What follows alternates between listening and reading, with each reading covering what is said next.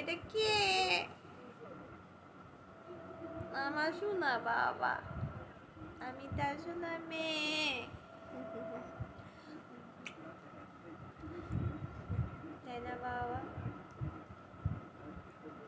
আমার বাবার আমি কত কষ্ট করে পাইছি, তাই না?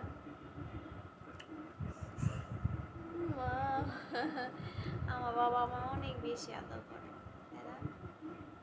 আমার বাবাকে আফানে না বলো, আফান দাইয়ে এই যে ব্যক্তি, এই ব্যক্তিটার নামই আফান, তাই না বাবা?